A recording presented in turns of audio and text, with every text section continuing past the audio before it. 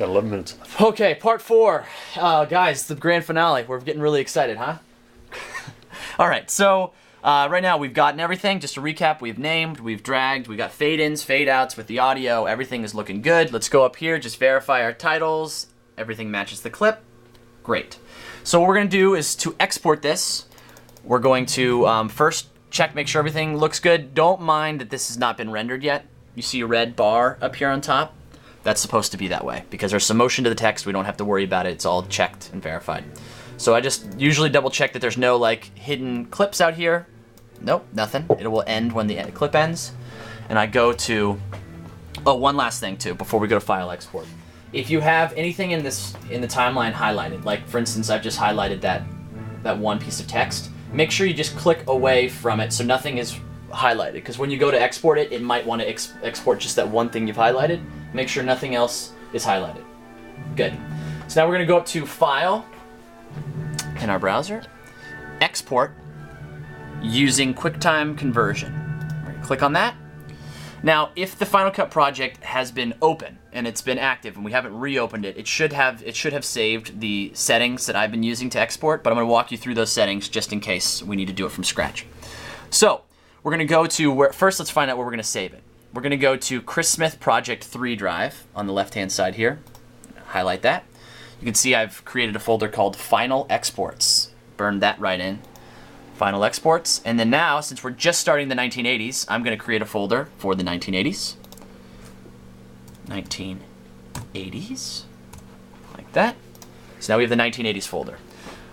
What I do then is I just save all of the files into the 1980s. Once they're exported, then I'll start to organize them by year. For now, we're just going to save them in that folder. Here's the naming scheme that we use. So the first thing you're going to put is the year that this video is from. In this case, it's 1980. So we're going to do 1980 space hyphen space. So that's going to organize all of them by year. First thing in our folder. From there, we're going to go into the name of the schools. So it'll be UCLA versus OSU, or I'm going to say Oregon actually. Oregon SU, just so we know it's different from Ohio State University. In this case, it's Oregon State University. Space. Then we're going to go to what is this a halftime, a pregame? In this case, it's a special one, which is the Mirage Bowl. So I'll do Mirage Bowl Tokyo. Most other ones would just be named either pregame or halftime. Then I'm going to give the date, 11-30-80, so to verify. So it kind of is bookended with the dates. One other note for the naming scheme. When if this is typically like a halftime or a pregame, I'll do halftime, pregame. If it's the UCLA marching band, we just leave it at that. If it's another school's band, it'll be UCLA versus OSU, halftime. And then after that, I'll put bold letters, OSU marching band. Or I'm sorry, OSU band or Cal band, and then I'll do the date. So just in this case, we don't have to worry about it. It's UCLA. So just to recap, we've got year, UCLA versus whoever they're playing, Mirage Bowl, Tokyo, and then the date again, saved to the 1980s. All right, now we're going to go down here. So Mirage Bowl Tokyo would normally be pregame or halftime. Right. Okay. Yes, it might just be pregame and halftime. All right, so now we're going to go down to our format. We're going to use QuickTime Movie, and then we're going to go to Options. Under Options, and we're going to go into Settings here, under Movie Settings.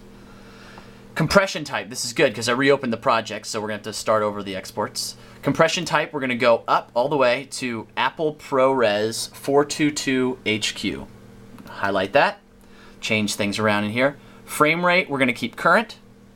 Don't touch any of this stuff down under the compressor. Truth be told, I don't know what that does, but it looks good at the end. All right, then we're going to click OK. Now we're going to go to Size. Size, we're going to go to NTSC 720 by 486 16:9. Right there.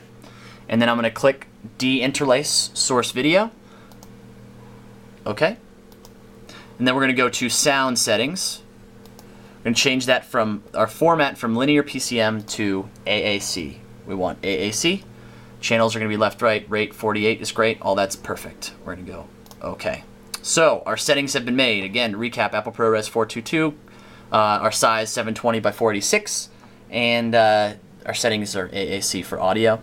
OK, so all of that is set. And then we're just going to click the Save button to the 1980s folder. and now it is exporting.